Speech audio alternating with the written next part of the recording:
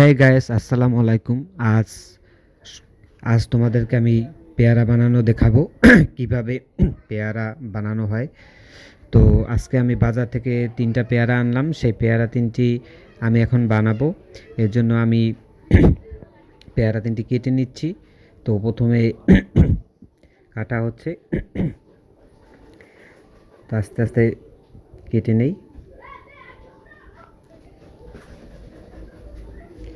তো দেখতেছো কাটা হইতেছে আমার পেয়ারাগুলো। তো এখন আমি কেটে রাখলাম একটা বাড়ির উপরে।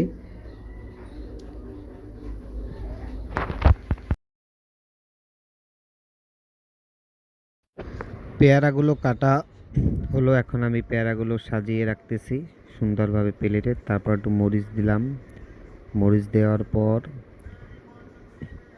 লবণ দিলাম, চিনি দিলাম, চিনি দেওয়ার পর পরিমাণ মতো, তারপর একটু সরিষা তেল দিয়ে দিলাম। এইটা দিয়ে আমরা একটা মাখানো বানাবো।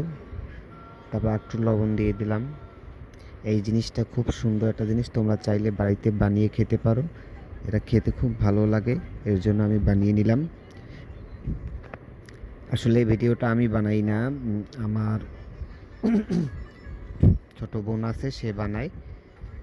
তো আস্তে আস্তে সব গুছিয়ে নিলাম। এখন একটু হালকাভাবে লাড়া দিয়ে তারপর বানাবে। যে দেখো আমার পেয়ারা বানানো হয়ে গেছে।